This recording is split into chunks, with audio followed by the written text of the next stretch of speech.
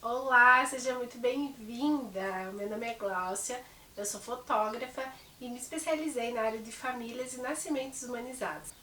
Eu também sou mentora de fotógrafas e tenho um método onde eu te ensino passo a passo para estruturar o seu negócio e fazer você conseguir viver e ter lucros da fotografia. E se você quiser conhecer mais sobre o meu trabalho, é só me seguir lá no Instagram, onde eu posto diariamente conteúdo sobre isso. Mas hoje o assunto aqui é direção fotográfica. Esse é um bicho de sete cabeças, né, para muitas fotógrafas iniciantes. Para quem está começando, acaba sempre rolando um branco na hora da sessão se você não está bem preparada para aquilo. Então eu estou aqui hoje e vou te ajudar na direção fotográfica. Primeiro eu vou te explicar o que é direção fotográfica e por que ela é tão importante dentro do seu trabalho. E depois eu vou te ajudar falando como que eu aplico nas minhas fotos e pode te ajudar também você a aplicar nas suas fotografias. Bom, a direção fotográfica, ela é o que cria essa alma, né? O que realmente envolve uma fotografia muito bem feita. Embora, lógico, tem muitas outras coisas que são indispensáveis para uma ótima fotografia, né? Luz, composição, ângulo, tudo isso você tem que saber. Você precisa organizar tudo isso para depois dirigir. Seja uma pessoa ou mais uma pessoa, no meu caso, né, como fotografo mais famílias. Então eu preciso organizar toda a minha fotografia para então colocar a minha direção fotográfica. A direção fotográfica nada mais é do que você narrar a história daquilo que você quer contar. Por exemplo, existem poses, algumas poses chaves que funcionam muito bem, dá muito certo, tá? Você pode sim ter ali algumas cartas na manga e posar essa família ou essa pessoa. Porém, com o passar do tempo você entende que as suas melhores fotografias são aquelas que de alguma forma prendem mais a tua atenção. E geralmente essas fotografias têm alguma coisa em comum, que é a direção fotográfica, que é um objetivo para contar a história daquela foto. Eu vou dar um exemplo e vocês vão entender melhor.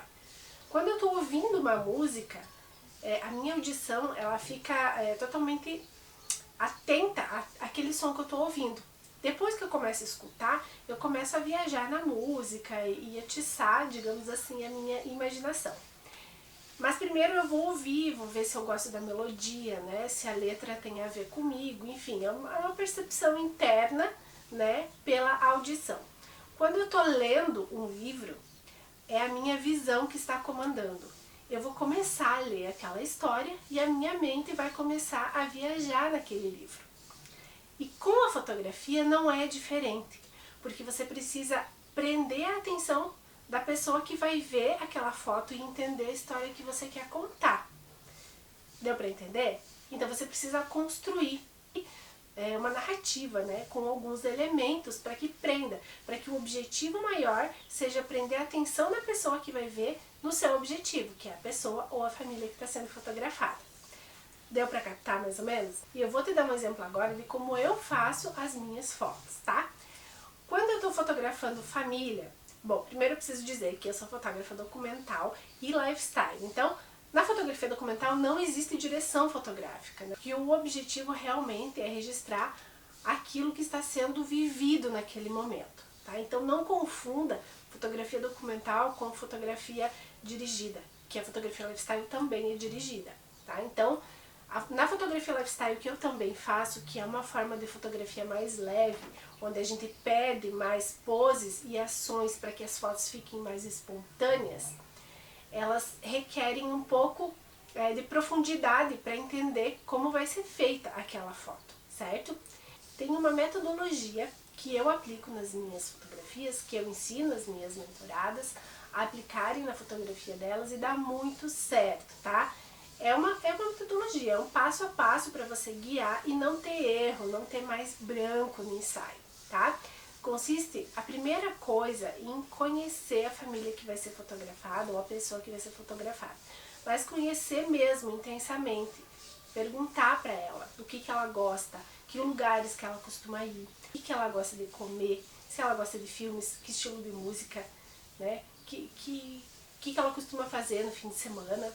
Então tudo isso são informações que a pessoa vai me dar, que a família vai me dar, e eu vou começar a construir uma narrativa, uma história para aquela família, para a gente fazer a sessão, né? Então, de que forma que você consegue colocar isso? Eu vou dar um exemplo de uma família que eu fotografei. Eu perguntei, né, essas coisas para eles e eles me falaram muito dos valores deles. Falaram que eles eram uma família muito ativista em prol das causas humanitárias. Eles falaram que eles gostavam de comer, falaram dos livros que eles gostam de ler. E a gente construiu um ensaio para eles, fazendo, tinha crianças, né, então fazendo as crianças brincar, fazendo eles brincar com as crianças. Tem foto deles lendo os livros que eles gostam. Também tem fotos deles comendo, já que eles gostam de comer. Fizemos um piquenique ali com as comidas favoritas deles.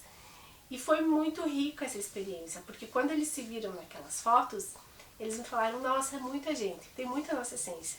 Então você consegue construir histórias com as fotografias, né, de maneira que a pessoa que vai ver aquelas fotos, ela consiga realmente sentir, entender o que está acontecendo ali, entendeu? E não só posar. Lógico, uma foto posada também tem o seu valor, né, muito embora é outra proposta, e tudo que eu estou falando aqui agora vale para o meu nicho, que é o nicho de família, gestante, né, que eu atuo, porque se você trabalha, por exemplo, com fotografia de moda, ou se você trabalha com fotografia corporativa, já é outra proposta. Então, o que eu estou falando aqui talvez não se aplique a você, né? Você vai ter que entender aí o seu modo, né, do seu nicho, dentro do seu nicho, como que você pode trazer a direção. Eu estou falando aqui de direção afetiva, que é o que eu costumo aplicar nos meus trabalhos. Eu costumo também, quando tem criança, fazer muitas brincadeiras, né? Trazer a realidade, né, dessa fantasia que existe dentro da cabecinha das crianças para tornar realmente uma experiência para eles. Eu sempre falo para as crianças, vamos brincar? Eu nunca falo, vem aqui, vamos tirar uma foto, bota a mãozinha aqui, bota a mãozinha aqui. Não, você nunca vai me ver fazendo isso numa sessão com criança, porque eles detestam. Você conhece alguma criança que gosta de tirar foto? Talvez tenha aquela criança que vai querer, tipo, botar a mão na cintura, fazer assim. Mas é uma, duas fotos, e depois eles querem brincar. Então a minha abordagem com as crianças é sempre dizer, vamos brincar? Olha, vamos brincar disso? Eu sempre tenho uma carta na manga, eu sempre tenho alguma brincadeira para fazer com eles. Inclusive dentro da mentoria eu ensino essas brincadeiras. E é muito legal, porque dá muito resultado, as fotos ficam muito divertidas e eles gostam. Vou dar um exemplo aqui. Eu fui um dia fotografar num lugar que tinha uns barrancos, né, uns morros assim, com muita grama. E aí a gente fez, era um lugar muito bonito, a gente fez muita foto. E já no finalzinho do ensaio, eu olhei para aquele morro e eu falei para a família, vamos escorregar? E aí os pais me deram uma olhadinha, tipo, será? Eu falei, eu vou primeiro. E aí dei o meu celular e falei, vocês filmam. E aí fui, né, escorreguei, tava de calça jeans, fui embora. Eles filmaram. Gente, eu não terminei de chegar embaixo, já tava as crianças atrás de mim, eu olhei, tava os pais e tava todo mundo. Peguei a câmera e fiz as fotos e eles acharam sensacional aquilo, porque eles falaram justamente isso, é muita gente, é muito nós ali. E é isso que eu falo sobre direção fotográfica. Tem muitas formas de fazer, tá? E eu ensino, inclusive, passo a passo dentro da mentoria. Mas para uma direção fotográfica ficar interessante, ficar fluida, sair da mesmice, sair da bolha da gente fazer só poses, existem estratégias muito legais pra gente fazer, né? Então peça movimentos, né? Peça movimentos de cabelo, peça movimentos de andar, faça brincadeiras, peça para fazer coceguinha, né? Isso tudo lembrando que você tem que entender antes o que você quer fazer, né? Organize o caos, organize a sua foto. E aí sim depois você começa a dirigir. Agora eu vou dar um exemplo de uma direção espelhada. Talvez você tenha alguma dificuldade de dirigir alguma pessoa, alguma família mais tímida, que talvez não vai entrar nessa brincadeira que você quer fazer, né? Então você tem que ter uma forma um pouco diferente de dirigir. Então você precisa utilizar outro tipo de abordagem. Uma delas é a direção espelhada, tá? Que você vai posar para a pessoa exatamente aquilo que você quer que ela faça, né? Então você vai dizer, olha, coloca a mão aqui, ou olha para baixo, põe a mão por baixo do cabelo, faz assim. E você vai fazer aquilo. Então a pessoa vai olhar e ela vai identificar, ela vai repetir. Não fala direita ou esquerda, porque muitas vezes as pessoas se confundem na hora que você fala. Então é melhor você espelhar. Dessa forma é muito mais assertivo. Bom, agora eu quero saber se você já sabia dessas formas de dirigir, se isso te ajudou, pega, compartilha esse vídeo com as pessoas que estão começando agora na fotografia, que precisam de um norte para começar na direção fotográfica. Não esquece de curtir esse vídeo, comenta aqui embaixo se o conteúdo te ajudou, tá bom? E a gente se vê na próxima. Um beijo, até mais!